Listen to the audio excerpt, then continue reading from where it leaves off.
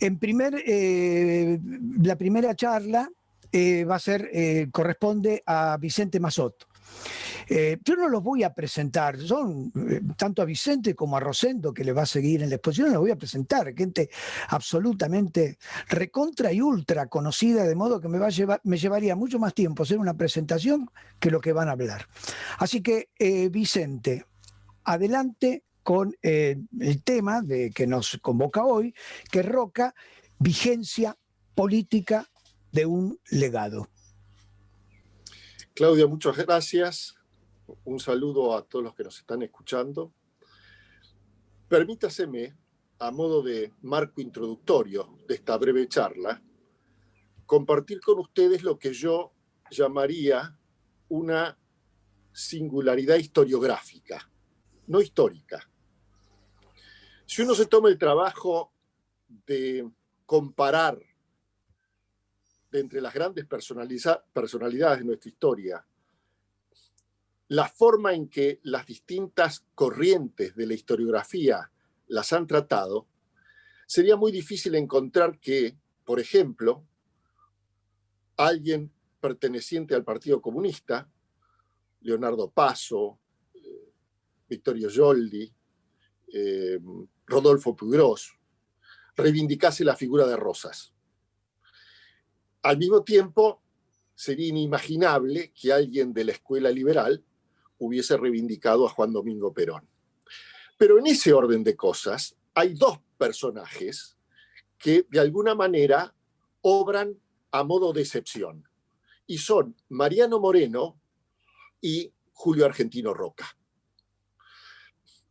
La puja en torno de Mariano Moreno va desde ingenieros y Rodolfo Puigros hasta Enrique de Gandía y Levene. Uno lo vieron como un protosocialista, otros como un estatista, algunos lo identificaron con el ideario liberal y nunca terminaron de ponerse de acuerdo respecto de lo que en realidad significaba Mariano Moreno. Esto no es ni bueno ni malo, me parece que es una particularidad, una curiosidad casi. En el caso de Roca sucede algo similar. Obviamente que nadie se sorprendería que desde Leopoldo Lugones hasta Mariano de Midi Mitre o Armando Braun Menéndez resaltasen la figura de Roca y lo considerasen una de las grandes personalidades de la historia argentina. Pero si uno escarba en la historiografía, se encuentra con cosas curiosas. Por de pronto, la reivindicación que hace del personaje, de manera, si ustedes quieren, tangencial, Jorge Abelardo Ramos. Y en esa misma línea de la llamada izquierda nacional, Rodolfo Terzaga, que publica 2 tomos de una historia de Roca, que no digo que todavía se lea con provecho, pero que a los efectos de entender cómo desde las tiendas de la izquierda nacional alguien puede reivindicar al personaje, vale la pena tenerlo en cuenta. ¿Qué encuentra la izquierda nacional en Roca?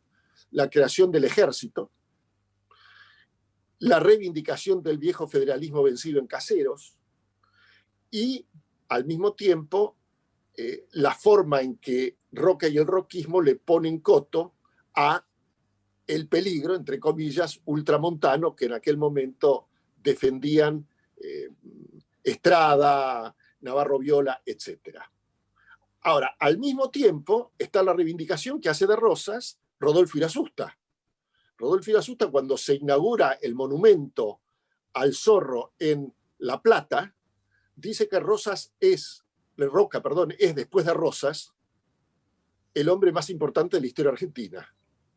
Y en un librito que recomiendo vivamente, porque es muy ilustrativo en torno de la figura y de lo que significó el roquismo, que se llama particularmente así, el roquismo, escrito por Carlo Florit, uno de los cancilleres de Frondizi.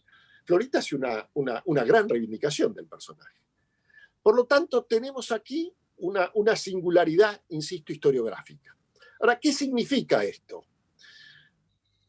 Hay distintos Rocas, como por ejemplo hay distintos Alberdis. Si uno se toma la tarea de investigar a Alberdi, la verdad es que tenemos un Alberdi, no me quiero ir por las ramas, pero me parece que es buena la comparación. Hay un Alberdi canónico, que es el de las bases y el sistema rentístico de la Confederación. Pero hay muchos otros Alberdis con derecho a ser tenidos en cuenta que representan momentos del pensamiento de este formidable intelectual que tuvo la Argentina, que son tan lícitos unos como otros, desde el fragmento preliminar hasta el Alberdi, diría yo, claramente hispanista del 47, hasta el Alberdi que escribe un voluminoso tratado sobre la monarquía como mejor forma de gobierno para Sudamérica. Hay distintos Alberdi. Ahora, hay distintos Roca.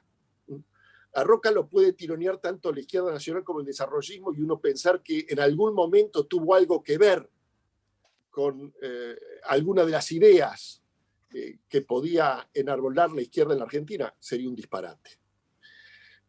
Lo cual no quita que aquellas cosas que puntualizaron Rodolfo Irasusta, Jorge Abelardo Ramos, Terzaga, de la misma manera que Lugones o Armando Braun Menéndez, sean ciertas. Ninguno macaneaba, ninguno exageraba en esto, porque lo cierto es que Roca es un liberal, ciertamente, pero es un liberal pragmático.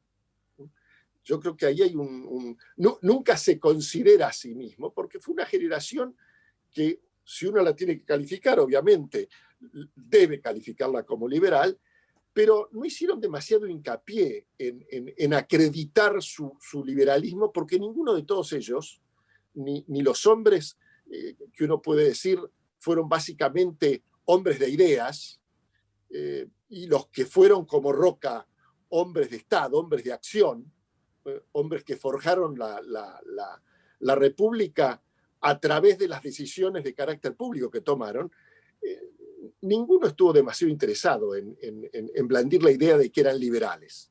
Obviamente eran liberales. Pero demostraron a lo largo de su carrera, en términos de su derrotero histórico, un gran pragmatismo. Por de pronto me parece que hay que, en una semblanza tan breve, tener en cuenta el contexto. Roca pertenece a una famosa generación del 80. No voy a entrar y salir en disputas de si la generación fue tal cosa o no. Félix Luna le hace decir a Roca, en su libro Soy Roca, que creo que es un libro extraordinario, no es para tanto. No es para tanto, como si Roca dudase de que realmente fueron una generación. Pero a esta altura, y visto retrospectivamente, esa Argentina que fue formada por este conjunto de hombres, en algunos casos que pensaban muy distinto, pero que en otros, prescindiendo de considerar sus simpatías ideológicas y los partidos en los cuales militaban, coincidieron en 4 o 5 cosas, eso que llamamos políticas de Estado, si ustedes quieren, y creo yo que es en el único momento de nuestra historia en que algo así se da. Paso a explicarlo. Hasta esta generación, lo que llamamos la Argentina, es muy difícil determinar cuándo nace el país, pero suponiendo por una razón de economía de términos que nació en 1810, cosa que no es cierto, si uno se toma 1810 como punto de arranque, la historia de eso que llamamos la Argentina es una historia de antagonismos y de exclusiones, en donde en ningún caso, nunca hubo una clase dirigente que al margen de sus diferencias coincidiese en esto que yo digo son las 4 o 5 cosas que sí la generación del 80 estaba dispuesto a coincidir o coincidió. Mitre no pensaba lo mismo que Roca, Roca no pensaba lo mismo que Navarro Viola, y esto no pensaba lo mismo que, qué sé yo, Hipólito Yrigoyen. Ahora, en términos de el laicismo, la escuela pública, la necesidad de capitales extranjeros, la inmigración y la necesidad de forjar un Estado, diría que con rarísimas excepciones, todos estaban de acuerdo. No hubiesen podido no se hubiesen podido poner de acuerdo, y de hecho no se pusieron de acuerdo, y de ahí la idea de la república posible respecto de la república verdadera, si en la Argentina se podía desenvolver en ese tiempo una democracia como la que existió después. Roca fue de los que creyó que no se podía. No porque no fuese democrático, fue republicano ciertamente, pero creyó en eso que había de alguna manera diseñado Alberdi, la república posible. La república posible como antesala de la república verdadera. En esto es la verdad, y a la luz de lo que nosotros hemos vivido como generación, una generación de frustraciones y de antagonismos absolutos, en donde no nos hemos podido poner de acuerdo casi en nada. No hay una sola política de Estado exitosa, unánimemente compartida por la clase política y respaldada por una sociedad. En aquel momento es cierto que no había todavía una sociedad de masas. En todo caso, las masas no estaban articulados ni tenían una actuación política como lo que sucedió después, a partir de la irrupción del irigoyenismo, el voto universal, etc. Pero lo cierto es que esa república de notables, esa república oligárquica, no en el sentido peyorativo de la palabra, coincidió en estas cosas. Y en torno de eso se edificó un país que al cabo de 40 o 50 años, si uno toma como punto de partida 1853, no porque lo que lo haya antecedido no valía, estoy haciendo simplemente un corte histórico porque no se puede hablar de antes de 1853 porque no tenemos tiempo, pero si uno toma 1853, 1880 y lo proyecta a 1940, la Argentina de 1940, que era la Argentina que ayuda a forjar Roca, es la síntesis y compendio de un fenomenal éxito colectivo. Y esto es posible porque la Argentina del 80 al centenario y del centenario a la Segunda Guerra es una Argentina que se logra construir, y Roca es uno de sus principales artífices, aprovechando una coyuntura excepcional que mucha gente ha denostado, como diciendo que éramos una parte del imperio inglés, o que simplemente fue fruto de la casualidad y de una particular coincidencia entre las necesidades del imperio británico y la capacidad que tenía de generar exportaciones de carácter primario de Argentina. Y en realidad, por supuesto, la coyuntura existió, pero la inteligencia de esa clase dirigente fue asimilar esa coyuntura, darse cuenta y en función de eso crecer. Roca fue básicamente un hombre de Estado. Tenía sobrados motivos para haber pasado en la historia como uno de los grandes militares de la República Argentina. El militar de Pavón, de Ñaembé, de Santa Rosa, de la Guerra del Paraguay, de la campaña del desierto, obviamente acredita con creces méritos que pocos de sus contemporáneos y pocos de los militares que han jornado la historia argentina pueden exponer con propiedad. Pero nunca fue un hombre que pensase que a partir de lo militar se podía hacer política. En realidad, más allá de sus méritos militares, Roca es un hombre de Estado. Y esto yo diría un doble sentido. Primero porque es un hombre, es un político, pero aparte porque en torno de su figura y de su actuación se va a terminar, yo diría, de conformar eso que llamamos la República Argentina. Hasta 1880, esta es una larguísima discusión, un conocidísimo escritor y político español, Ramiro de Maeztu, decía que las patrias son melodías inacabadas. Por eso, reitero, es muy difícil determinar cuándo nace una nación,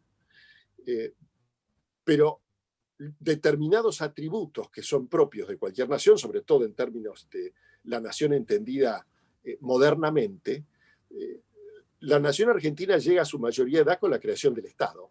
Hasta antes del 80, me parece a mí que uno podía hablar de un protoestado, un protoestado que gesta Rosas y que continúa Mitre, más allá de sus diferencias. Pero estrictamente el Estado argentino es algo que nace en el 80, es decir, que se consolida en el 80. Y me parece que el hombre paradigmático en esto es el general Julio Argentino Roca, que tiene, y no por obra de sus antecedentes militares, aunque por supuesto eso lo ayuda mucho, tiene una visión geopolítica del tiempo en el que vive y de las necesidades que en ese momento existían verdaderamente extraordinario. Transparentado en primero la conquista del desierto, su inicial disidencia con Alsina en torno de por qué mantener una línea de fortines y obrar con arreglo a una estrategia de carácter defensivo, si con base en el ferrocarril, el telégrafo, los fusiles modernos y un ejército que él ayudaría a crear, un ejército nacional, se podía avanzar sobre las tribus indígenas y consolidar definitivamente la presencia del Estado argentino desde Buenos Aires a Ushuaia, para hacerlo simple. Pero no solamente en su noción, su lucidez geopolítica y geoestratégica queda representado en la campaña del desierto, con todo lo que significó para la consolidación de la Argentina como tal, sino la visión que tiene vis a vis Chile y Brasil. Sería largo de relatar o de historiar, obviamente no hay tiempo, pero es un personaje que tiene muy claro el hecho de que con los dos países limítrofes no hay razones para pensar la relación en términos de antagonismo, sino de complementación. Y yo diría que al mismo tiempo Roca es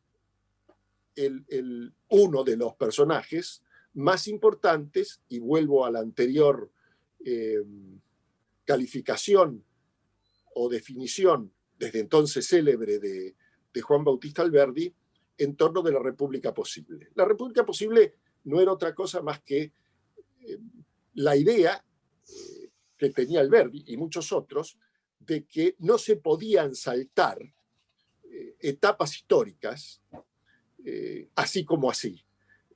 La idea de que la democracia podía ser, al cabo de una singladura, de una trayectoria histórica, la meta, no significaba que uno pudiese poner el carro delante de los caballos.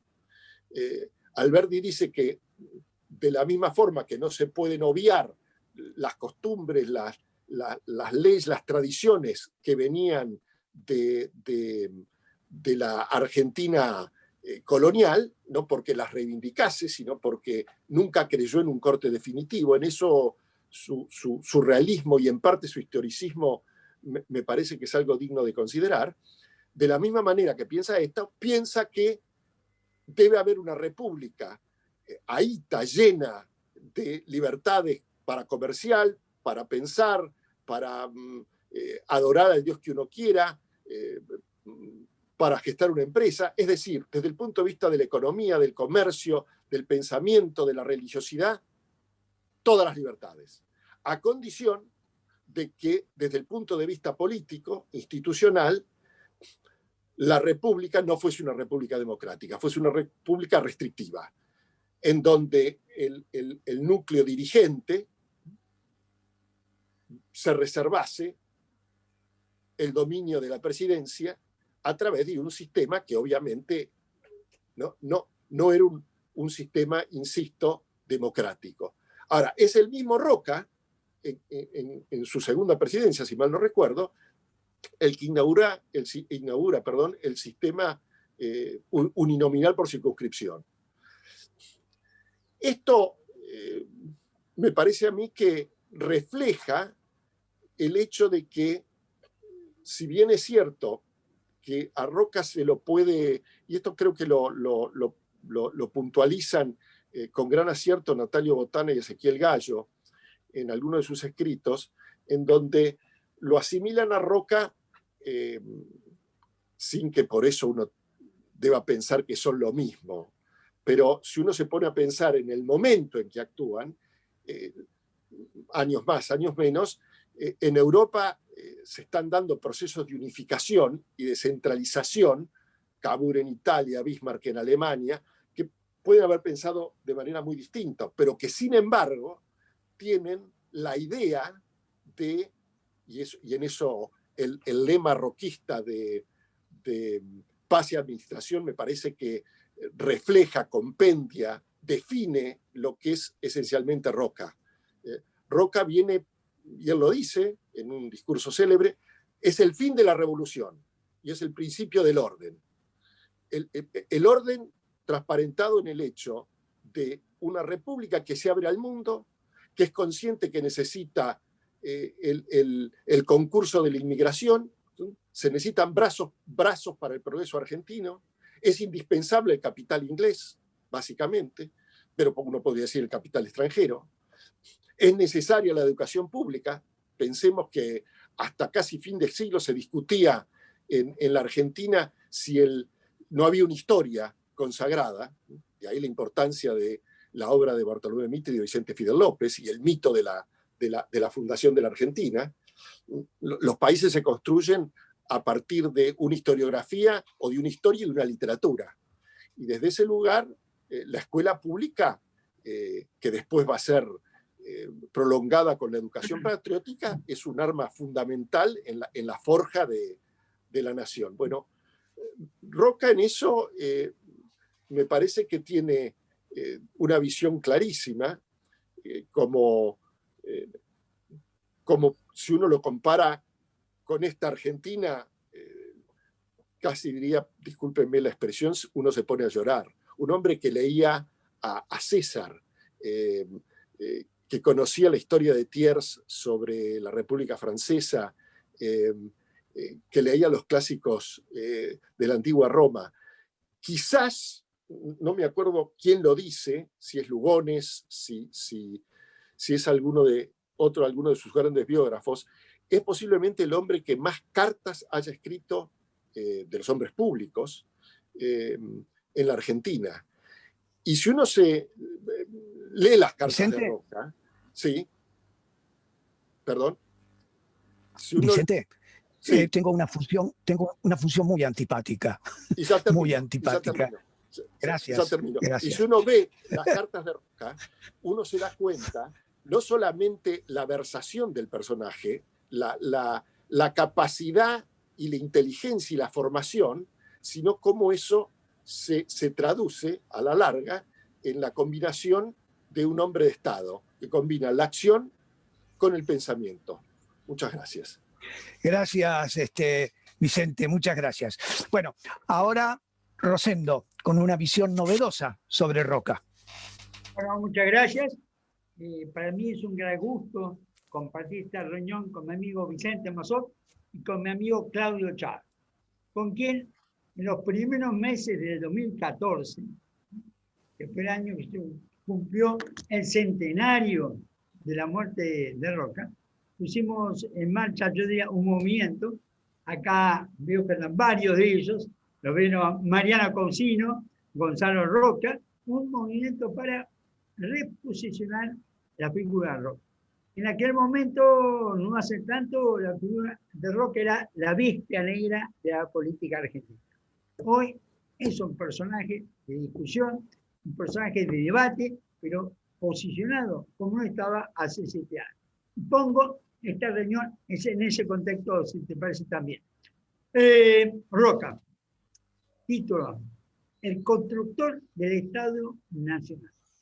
Yo tengo que simplificar en un término: el constructor del Estado Nacional.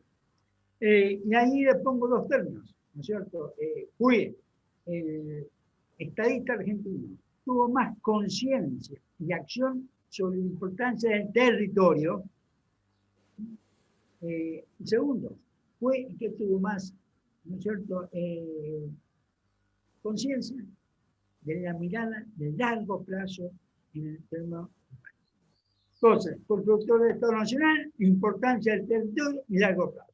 Y acá yo traje el tres puntos, que muchas veces hay que ubicar un tema puntual para ver esta idea, ¿no es cierto?, en concreto. 22 de febrero del año que viene son 117 años que se hizo la bandera argentina en la Antártida.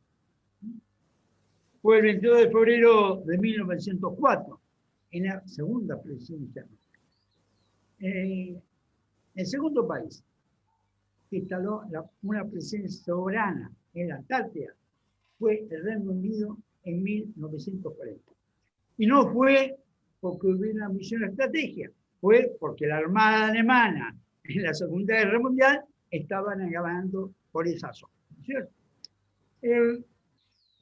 Cuando Roca, ¿no es cierto?, decide la ocupación de la presencia soberana de Argentina en la Antártida, había un interés científico por la Antártida, pero nadie lo pensaba como un tema de soberanía.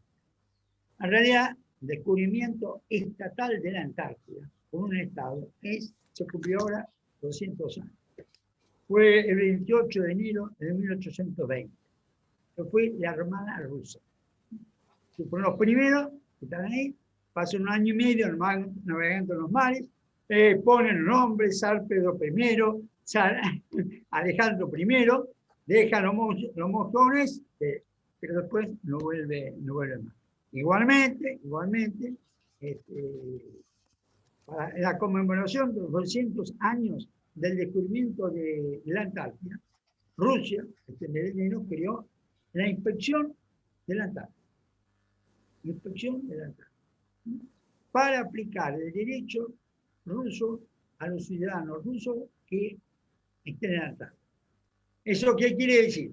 Pero vuelvo al tema.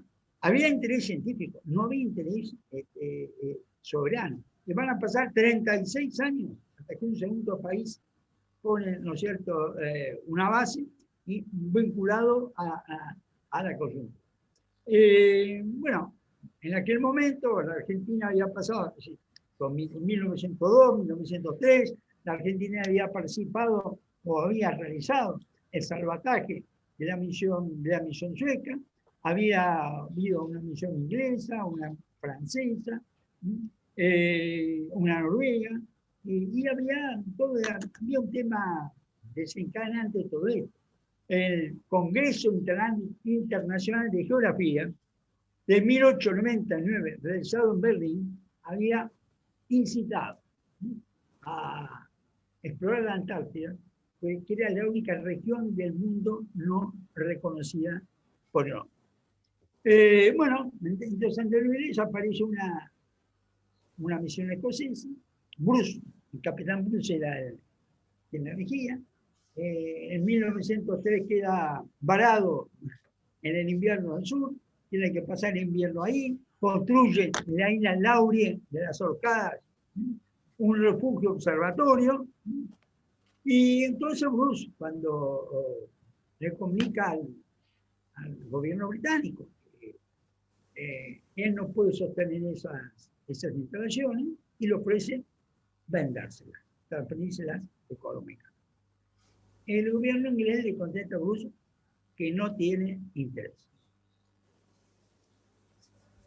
Ahí entra el perito Moreno, se entera de la situación y le comenta a Roca que acá está esta situación, que a él, el escocés lo ha venido a ver, le ha dicho que ofrecía al gobierno argentino la venta de sus instalaciones.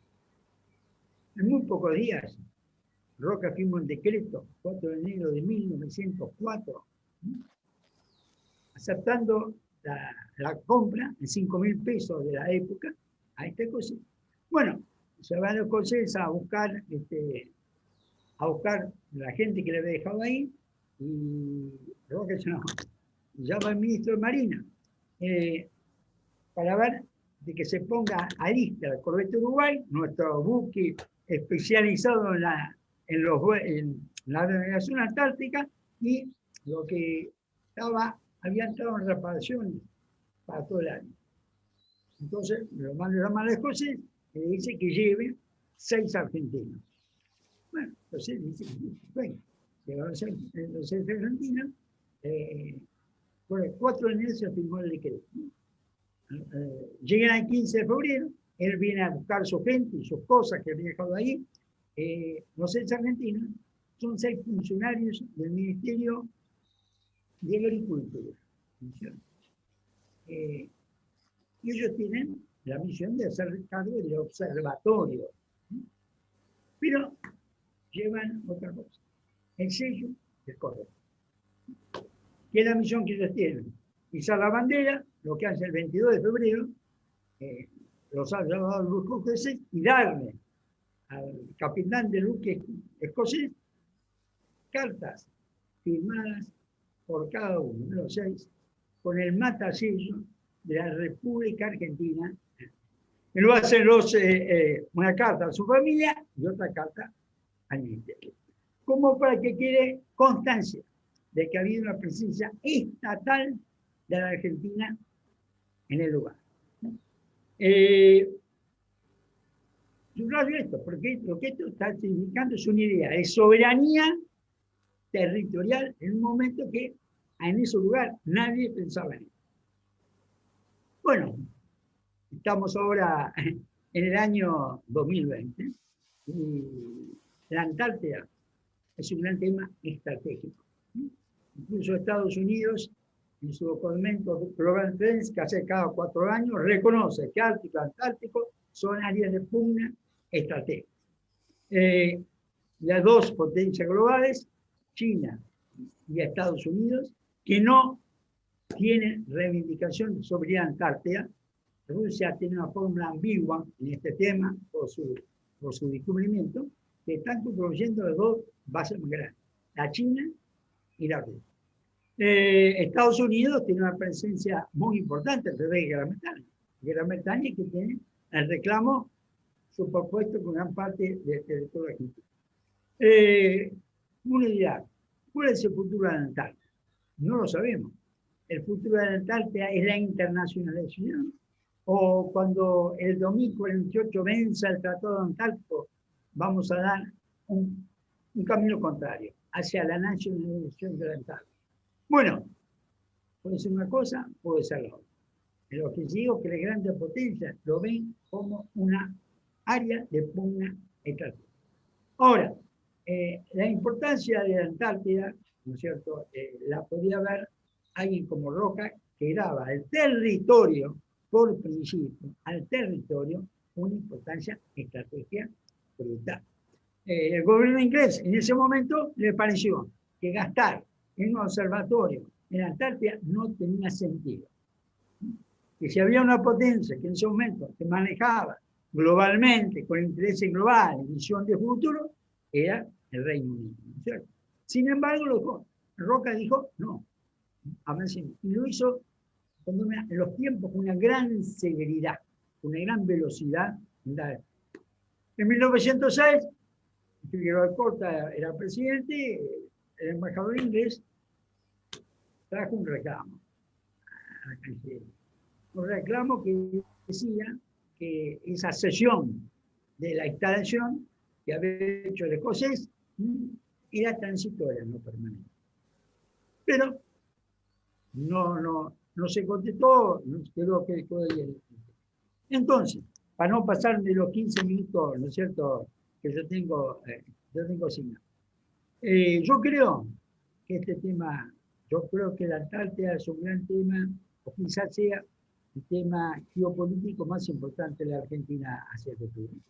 Eso en gran medida determina el mar argentino, ¿no es cierto? A partir de la costa de la Antártida se construye todo eso, la Patagonia. Está el Malvinas inmerso en esto, pero la soberanía antártica, a la cual Argentina no ha renunciado, porque el Tratado Antártico significa suspender ejercicio de soberanía, no renunciar. Y entonces, acá lo veo, sí, hay un libro escrito por un americano muy inteligente, Robert Kagan, que habla del retorno de la geografía. Como en principio del siglo XXI, la geografía ha vuelto a jugar ya sea geopolítica, ya sea geoeconomía, un rol central, ¿sí? Y esta visión que tenía Roca, ¿no es cierto?, con el eje territorio, largo plazo, donde él, yo diría que básicamente, ahora sí termino, pero el momento, la visión estratégica de Roca, uno de los momentos centrales, enero de 1879, entra en guerra Chile con Perú, con Perú y Bolivia. En ese momento, el partido de entrar a la guerra con Perú y Bolivia contra Chile, posponer la expedición al sur, que se hace casi inmediatamente, para dar prioridad, ¿no es cierto?, a enfrentar a Chile, tenía mucha gente que lo apoyaba. Es decir, lo apoyaba, bueno, Roca Sapeña, que se fue a pelear, lo apoyaba toda la clase dirigente del norte argentino. D'Alessio Gómez, Victorino de la Plaza, estaban en esa, el tema es Chile. Avellaneda, que era Tucumán, dudaba, y hay que decirle, como ministro de guerra, y lo comienza Avellaneda, de que la oportunidad era para avanzar hacia el sur.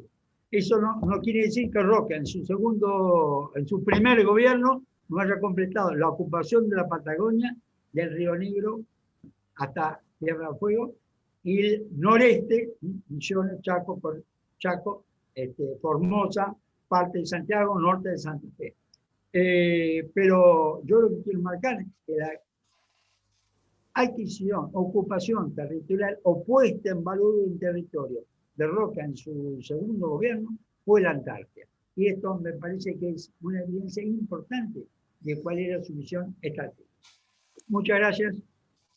Bueno, muchas gracias, Rosendo. Verdaderamente un legado de Roca. Recuerdo gratamente lo que has dicho el 2014, cuando nos reunimos para hacerle un homenaje a Roca. Eran épocas y años difíciles. Gobernaba un gobierno que, bueno, detestaba la figura de Roca. Y recuerdo esa mañana muy fría, éramos poquitos, 3 o 4, llevamos una ofrenda floral al monumento a Roca en Diagonal Sur.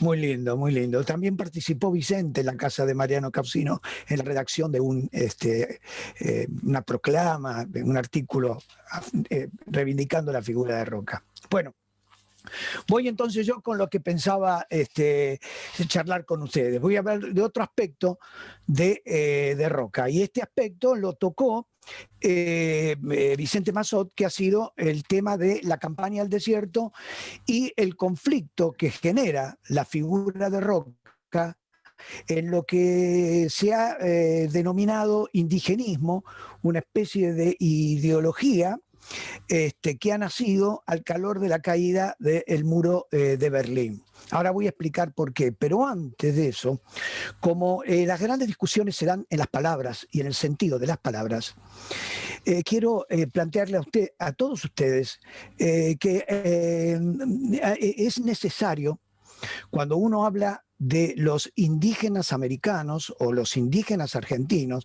tal cual se refiere así de ellos la Constitución Nacional, hay que dejar de lado la idea que se utiliza de manera permanente por periodistas, historiadores, cientistas de pueblos originarios.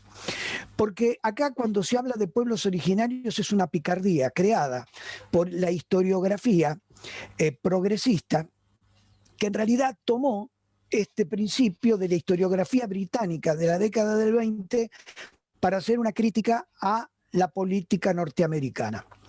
Y entonces, una rareza que la izquierda asuma ya en el siglo XXI ideas de la historiografía británica para hacer una reivindicación del indigenismo. No hay pueblos originarios en América. Nadie de los que habita hoy en América somos originarios de acá. Hemos venido de otros lares en distintos momentos de la historia. Algunos vinieron hace 11.000 años, otros hace 7.000 años. La penúltima gran oleada fue la de 1492. Vinieron otros y nos incorporaron a la historia, en ese caso el Imperio Español. Pero después hubo más oleadas inmigratorias. A fines del siglo XIX, la República Argentina recibió 6 millones de inmigrantes, Estados Unidos 23 millones de inmigrantes. Entonces, América se ha construido con sucesivas oleadas de gente que viene de afuera, porque Florentino Ameghino, lamentablemente un gran científico, un hombre de la generación del 80, no tenía razón, no tuvo razón. El hombre no es originario de América. Entonces, ¿qué son? Indígenas, como lo indica la Constitución Nacional. Ahora, lo que quiero señalar es esto que había hecho referencia hace un ratito, a la caída del muro de Berlín y el ocaso del comunismo. Nace en América, en 1990, lo que se llama el Foro de San Pablo. El Foro de San Pablo es el que primero introduce el concepto de indigenismo como ideología, no indigenismo como una defensa de sectores marginales o empobrecidos de América, como podrían ser los indígenas, como podrían ser los italianos, como podrían ser los españoles, como podrían ser los sirios libaneses, es decir, comunidades que han venido y algunas las pasan bien y otros mal. No, no me refiero a eso, me refiero al indigenismo como ideología. Porque el Foro de San Pablo comprendió claramente que a la caída del comunismo lo que quedaba en pie eran las naciones. Naciones que habían decidido rumbear para el lado del triunfador, del sistema capitalista. Se trataba entonces de quebrar el espinazo de las naciones. Y el espinazo de las naciones, la columna vertebral de las naciones, es lo que Vicente Massot señaló con gran lucidez hace un rato, que es la de una historiografía que constituye el pilar de la patria, una lengua, tradiciones, costumbres, una identidad nacional. Se trataba ahora de quebrarla en una sumatoria de minorías, y ya no habría una bandera, sino que multitud de banderas, y se trataba entonces de desarticular lo que, por ejemplo, la generación del 80 y Roca había logrado, y que luego los restantes gobiernos que vinieron lo mantuvieron, lo perfeccionaron y lo profundizaron. Yo quiero, dicho esto, quiero contarles cómo el tema indígena ha estado presente en los distintos proyectos constitucionales de nuestro país. La Constitución del año 1819 decía así, Constitución que, fracasó, ¿no? Siendo los indios iguales en dignidad y en derecho a los demás ciudadanos, gozarán de las mismas preeminencias y serán regidos por las mismas leyes. Queda extinguida toda tasa o servicio personal bajo cualquier pretexto. El cuerpo legislativo promoverá eficazmente el bien de los naturales por medio de leyes que mejoren su condición, hasta ponerlos al nivel de las demás clases del Estado. Constitución de 1819, ya nosotros nos ocupábamos, pero no con una ideología indigenista, sino, digamos, con un criterio de solidaridad social. La Constitución de 1826 no contempla el tema indígena. La Constitución de 1853, en el artículo 67, dice: corresponde al Congreso proveer a la seguridad de las fronteras, conservando el trato pacífico con los indios y promover la conversión de ellos al catolicismo. La Constitución de 1949 no contempla el tema indígena, porque el peronismo, que es la Constitución conocida como la Constitución peronista, no contemplaba que el pueblo argentino en este caso, fuera constituido por minorías. Crea sí la dirección indígena, como había sido la dirección de trabajo en el Ministerio del Interior en la época de Figueroa Alcorta. Crea sí una dirección, pero no contempla el tema en la Constitución del 49, ya digo, por cómo pensaba el peronismo respecto de lo que es la nación y respecto de lo que es el pueblo, una unidad. La Constitución del 94, de 1994, ahí sí se mete de lleno en el tema indígena y esto va a generar algunos conflictos. Pero voy a leer en donde me parece que es importante que lo tengan en cuenta. El artículo 75, inciso 17, dice: reconocer la preexistencia étnica y cultural de los pueblos indígenas argentinos.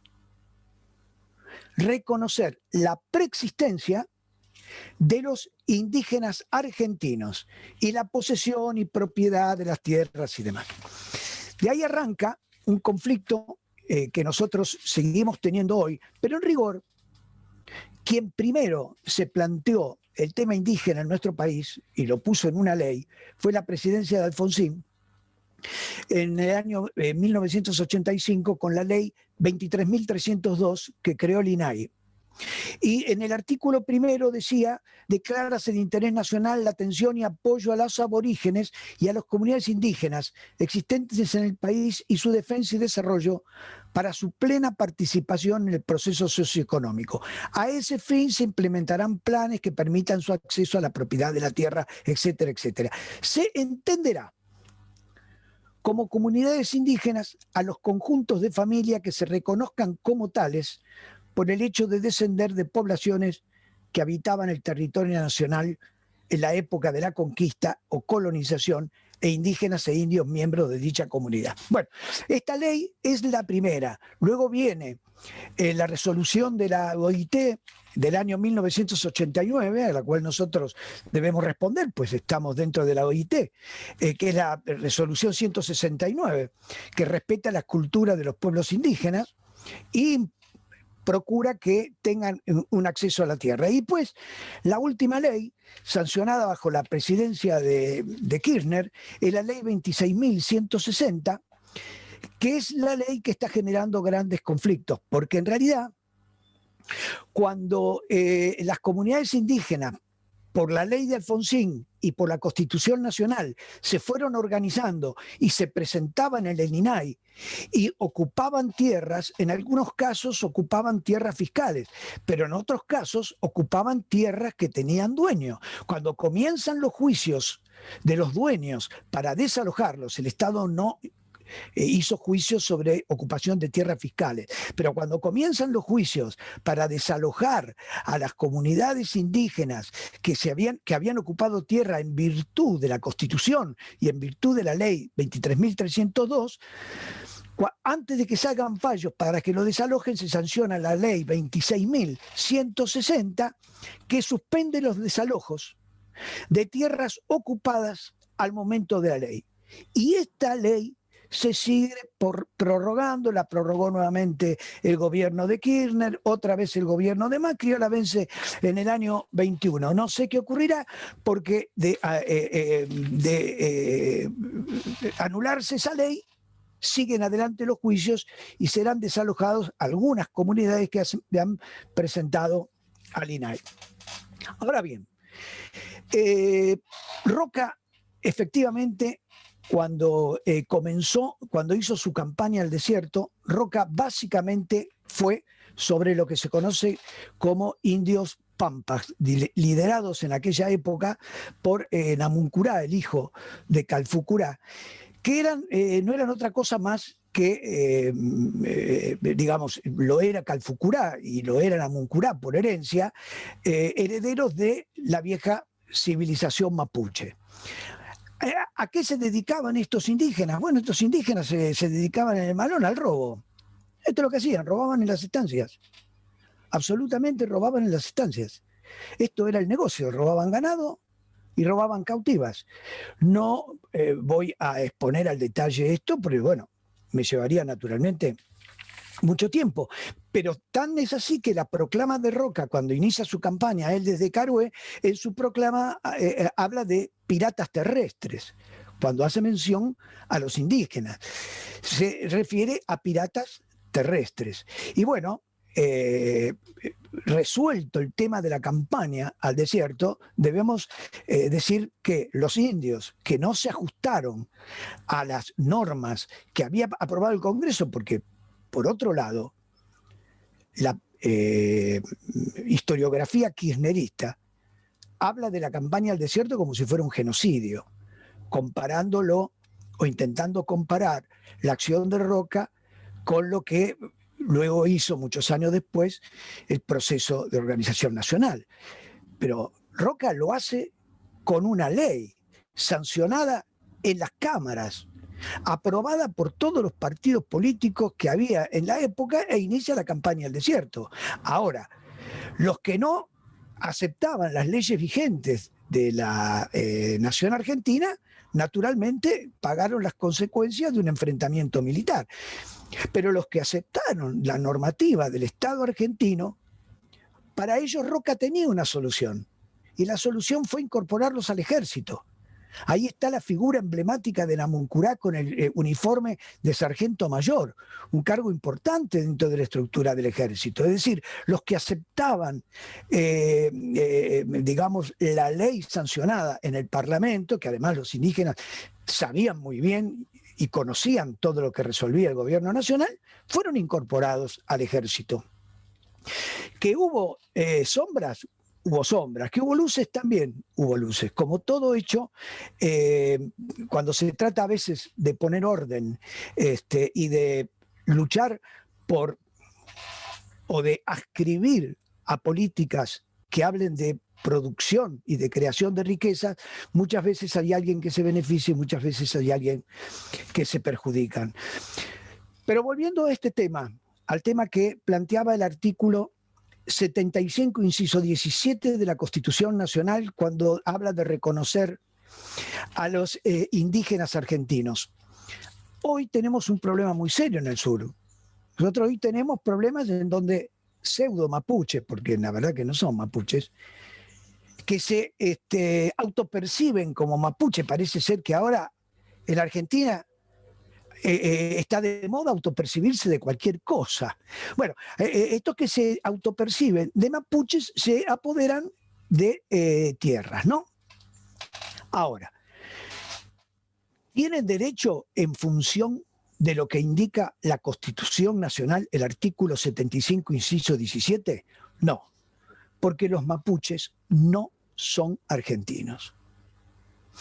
Y ahí va a tener en algún momento, supongo yo, que definir la Constitución, la Suprema Corte, o hablarán los diputados que redactaron este artículo, porque tendrán que explicar el espíritu, porque dice reconocer la preexistencia étnica y cultural de los pueblos indígenas argentinos. ¿Argentinos cuándo? ¿En origen o argentinos hoy? Ese es un tema, bueno, porque si es en origen, los mapuches no son argentinos, absolutamente no son argentinos. A ver, ellos dicen, los ideólogos del indigenismo, del Foro San Pablo, dicen, bueno, pero es que los indígenas llegaron a los territorios nuestros en el siglo XVII, en el siglo XVIII, cuando la República Argentina no estaba constituida.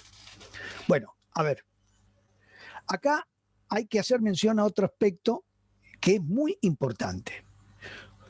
Cuando los pueblos latinoamericanos, iberoamericanos o hispanoamericanos nos independizamos de España, para establecer los límites entre nosotros, nos apoyamos en un principio que estaba en las leyes de Indias que se llama utis possidetis iuris. ¿Qué quiere decir esto?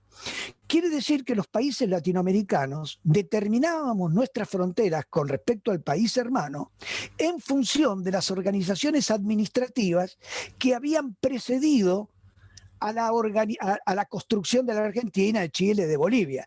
¿Cuáles eran estas organizaciones administrativas que habían precedido? Bueno, pueden ser virreinatos, pueden ser gobernaciones, pueden ser audiencias, pueden ser capitanías generales.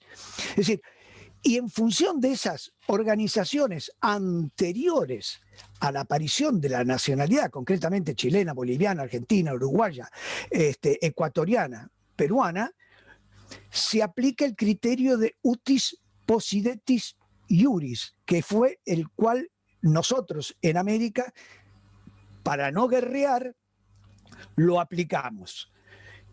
Bueno, pero además, lo que había en las leyes de India era otra cosa muy novedosa, bueno, o desconocida, que es lo que se llama terras nullius. ¿Qué quiere decir esto? Que en América no había espacios vacíos. En América no había, como decía Roca, fronteras interiores. Roca avanzó sobre el desierto porque eso era territorio que correspondía a la nación argentina en función del utis possidetis iuris y en función de que no hay baldíos. Todo esto sustentado en un sistema legal que heredamos naturalmente de España. ¿Cómo? Al no haber terras nullius, no puede haber terceras opciones que se apoderen de ese territorio, tanto extranjeros como indígenas. Ciertamente, hablando de esto último, hay algunos grupos rabiosos, me refiero a rabiosos de mapuchismo rabioso, que en realidad no lo son, que hablan de constituir una nación que se llamaría la Araucanía. No hay ninguna posibilidad legal de hacerlo y no hay ninguna posibilidad real de constituir eso. Pero, digamos, en la cabeza de algunos estaba en la cabeza de Jones Walla. Él lo había manifestado en el año 2017. Lo hizo al calor de un conflicto muy grave que ocurrió en Europa, que fue cuando Cataluña pretendió romper sus vínculos con España, y ahí apareció también acá, planteado por los mapuches, esta locura o este disparate que también padeció España, y disparate que muchos intelectuales europeos apoyaban la ruptura de España y la independencia de Cataluña, como si la unidad nacional no hubiera costado en el mundo sangre y guerras para venir a plantear ahora la desunión y la ruptura de las naciones. Digo esto porque en el año 2017 nosotros tuvimos un problema muy serio con el tema de los mapuches y digamos de algunas organizaciones, yo diría prácticamente guerrilleras, como era la CAM y la RAM. La CAM en el lado de Chile y la RAM en la República Argentina. En aquella época el asunto era delicado, naturalmente era delicado por varias razones. En el año 2012, si la memoria no me falla, el ejército colombiano entró en Ecuador porque a 1800 metros de la frontera con Colombia se había establecido el grupo directivo de la FARC. El ejército colombiano tenía el dato, ingresa, actúa de manera relámpago, lo mata a uno de los jefes, llamado Reyes, y le captura una o varias computadoras. Estas computadoras estaban encriptadas. Quien desencriptó las computadoras fueron los servicios de inteligencia norteamericanos, que pudieron hacerlo. ¿Y qué aparece? Un montón de cosas que le sirvió al gobierno colombiano. Pero apareció una cosa, que un referente de la FARC en nuestro país y en el sur de Chile era Jones Walla. Lo cual, ya en el 2016, cuando comienza a actuar, este muchacho lo hace con un discurso, no sé, de guerrilla, evoca. Recuerdo que varios periodistas le hicieron nota, Olivera de la Nación, La Nata, Mitre, le hicieron algunas notas a Jones Walla y hablaba de la guerrilla, simpatizaba con Castro, con Ho Chi Minh, con Mao, y defendía, digamos, este asunto de la Araucanía. Pero en aquella época estaba también instalado un gravísimo conflicto en Chile. El impulso chileno, el conflicto en Chile, es el que alimentó la ola en la Argentina en el año 2017. El gobierno nacional de aquella época actuó bien, hasta el momento que en el 2017 un jovencito, Nahuel, muere en la toma del Mascardi.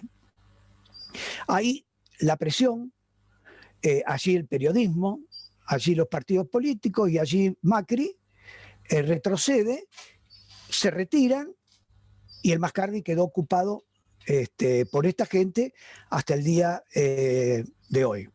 Es bueno recordar, no sé si ustedes lo saben, pero algunos de los que han generado esta instancia de toma de tierras es un personaje nefasto en la historia de nuestro país, que es Fernando Vaca Narvaja, que vive en Río Negro y es el que ha subido, por así decir, a los barrios altos de Bariloche, en donde hay zonas de un pobrerío bastante extendido, y ha trabajado en esos barrios y los ha convencido de que se autoperciban mapuche, que inventen una machi y que hay tierras ancestrales.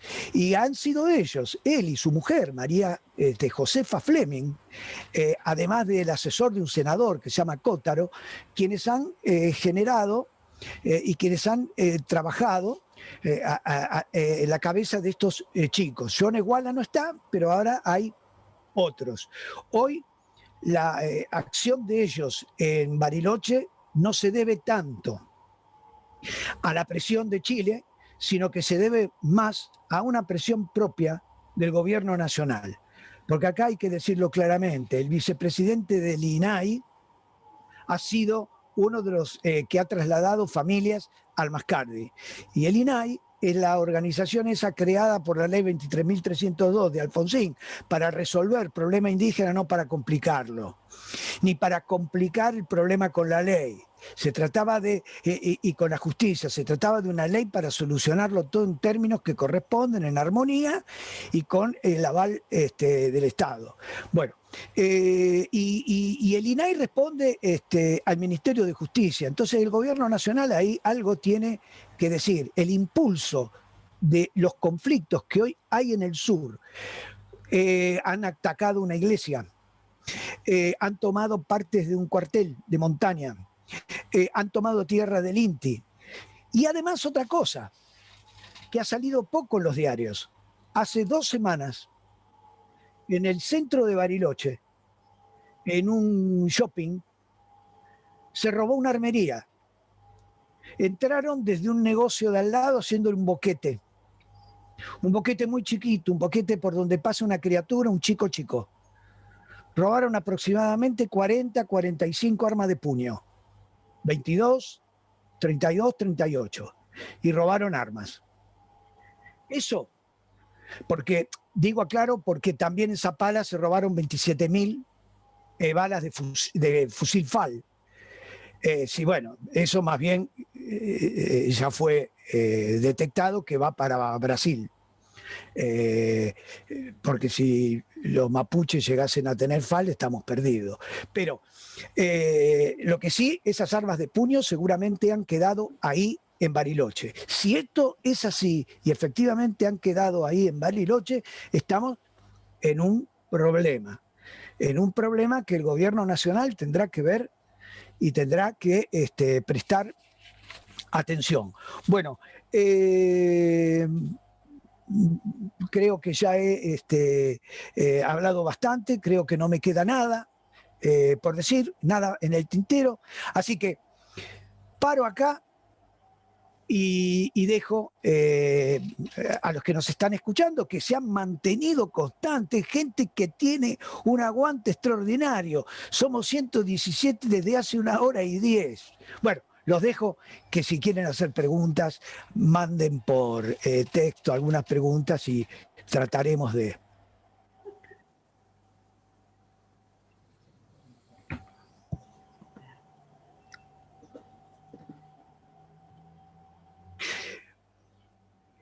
Yo había visto hoy una pregunta, ahora no la veo, que era para Vicente Mazó, pero yo creo que Rosendo se ha tenido que ir porque no lo veo por acá. De acá. ¿Está? Ah, ahí estás. Había una pregunta dirigida a los dos, que era si era posible negociar, acordar la soberanía de la Antártida junto con Chile. Esa fue una pregunta que yo vi al pasar cuando estaban conversando. Te doy una opinión. Claro, claro, Rosendo, me parece que va dirigido un poco más a vos por cómo vos te expresaste. Los países que reclaman soberanía en la Antártida son 8. De América Latina, 2, nada más. Son Argentina y Chile. Después está Reino Unido, Francia, Noruega, también pues Sudáfrica, Australia y Nueva Zelanda. Son los 8. Bueno, yo te diría que hay algunas, el interés común, no cabe duda. El triángulo reclamado por Gran Bretaña se superpone con el argentino, con el chileno también, ¿no es cierto?, desde esta perspectiva. La proximidad geográfica también. Lo que pasa que a veces, yo diría, no hay en acciones concretas, y creo que nosotros muchas veces no cuidamos algunos detalles. Pero tiene que, y además, hay otro tema.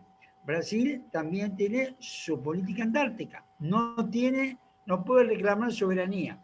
Pero Brasil, ¿no es cierto?, con Argentina y con Chile, también hay que sumarlo en la política. Bien. ¿Terminaste? Ah, sí, sí. Ahí hay una pregunta para Vicente. ¿Qué relación había entre Roca y Nicolás Avellaneda?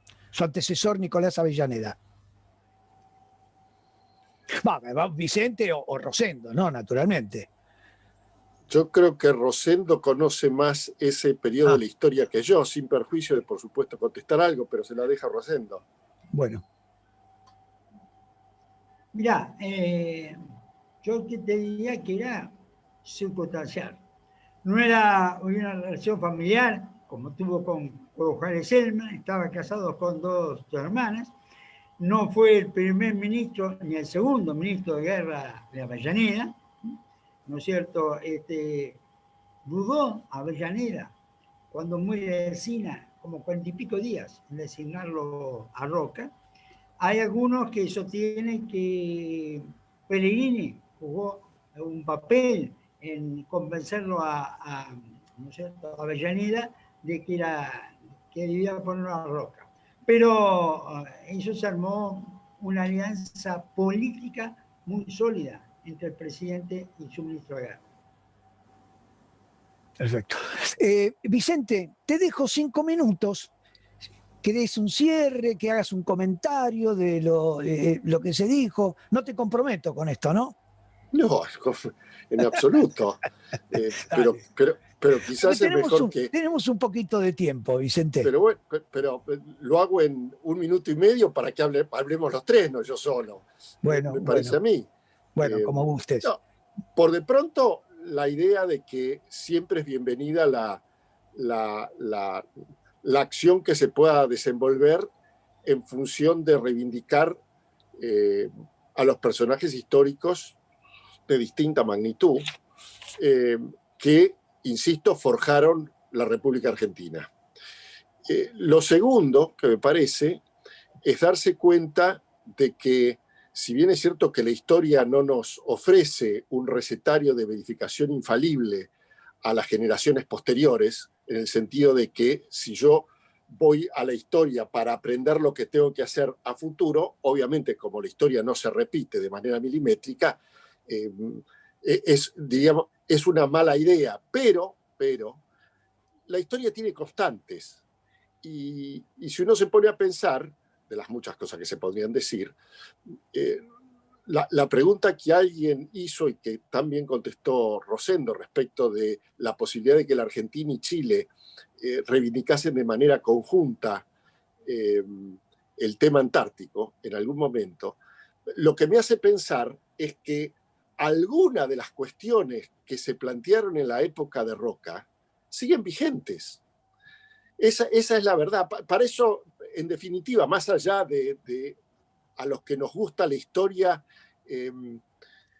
estudiarla porque nos encanta el pasado, la verdad es que la historia tiene una gran importancia en función de demostrar que las corrientes de larga duración, como decía Brodel, el gran historiador de la Escuela de Annales francesas, lo que demuestran es que esa roca que crea el Estado, hoy tenemos en la Argentina, yo diría, no tenemos Estado, tenemos estatismo. Deberíamos aprender de lo que hizo Rosas.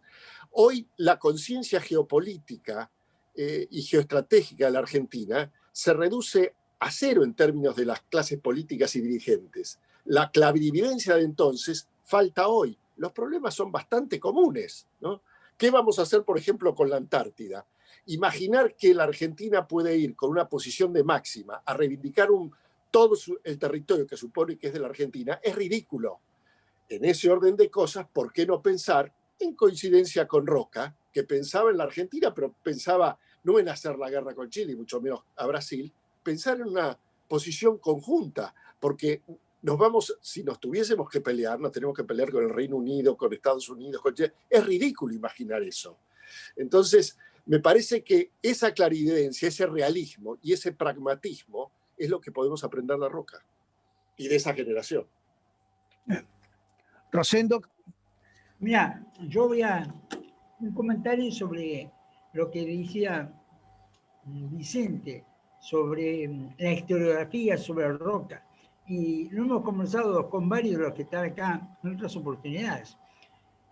Roca puede ser reivindicado desde el marxismo, construyó el Estado Nacional, pero lo puso al servicio de la oligarquía, el nacionalismo, el liberalismo, etcétera, el peronismo. Hay una sola ideología que no ve algo positivo en Roca. Es el anarquismo. Y un tema, vuelvo a lo que vos decías, es decir, el kirchnerismo tomó no la interpretación marxista o de izquierda nacional de la historia, tomó la del anarquismo. Por ejemplo, Osvaldo Bayer. Ahora, para el anarquismo, Roca no se salva por ningún lado. Se creó el Estado, está mal. Si lo ponen al servicio de la original, también está mal. Yo creo que hay un punto que interesante para estudiar, que alguien lo analice, que es cómo el relato kirchnerista en realidad fue tomando la interpretación histórica del anarquismo.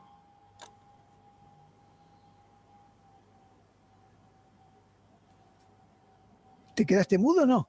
No, sí, terminé. Perdón, veo como que, bueno, y bueno, entonces yo también podría hacer una síntesis final, ahora saliendo del problema actual y del legado de Roca, para que a ver si los que gobiernan se enteran de lo que hizo Roca por la soberanía de nuestro país y por el orden, decir que hay un aspecto de Roca que es realmente interesante, naturalmente, lo que ha dicho Rosendo, Vicente Massot también, que es la visión social que Roca tuvo. Y cuando hablo de la visión social, hablo de ese famoso código de trabajo que se redactó a instancias de Joaquín B. González, que era ministro de Roca, cuando contrató a Vialén Macé para que hiciera un informe de la situación de la clase obrera. Es un informe monumental, recorrió todo el país, resuelto ese libro, escrito, ese libro que se ha publicado muy pocas, yo creo que 1 o 2 veces desde aquella época en ediciones, no se ha vuelto a hacer. Entregó ese libro a unos jóvenes socialistas, entre los cuales estaba Del Valle y Berlucea, ingenieros, Emanuel Ugarte, para que redactaran un código de trabajo, un código extraordinario de trabajo que paradójicamente fue rechazado por los anarquistas de la Fora, fue rechazado por el Partido Socialista y naturalmente fue rechazado por los conservadores. De Roca a Perón la justicia social no se instaló de manera tan fuerte como lo pretendió Roca y como efectivamente luego lo hace Perón desde la Secretaría de Trabajo. Cosa notable que la Secretaría de Trabajo fue creada como dirección por Figueroa Alcorta en el año 1907, dirección dentro del Ministerio del Interior. Esa fue la que pidió Perón, transformarla en secretaría que dependiera directamente de la Presidencia de la Nación. Bueno, con esto damos entonces por cerrado la jornada de hoy. Quiero anticiparles la jornada del día 21 de noviembre. Va a ser una jornada que vamos a hacer un conversatorio, me va a tocar otra vez a mí. Conversar en ese caso con Luis Alberto Romero sobre peronismo y kirchnerismo el 21 de noviembre. Ya los vamos a poner en contacto y le vamos a mandar la invitación. Vicente, muchas gracias. Rosendo, nuevamente, muchas gracias. Y muchas gracias a todos los que estuvieron hoy, que nos siguen, que nos visitan, que nos acompañan. Para nosotros es un gran aliento porque justifica que sigamos en este rol que es el debate de orden cultural, fundamentalmente. Buenas noches y gracias.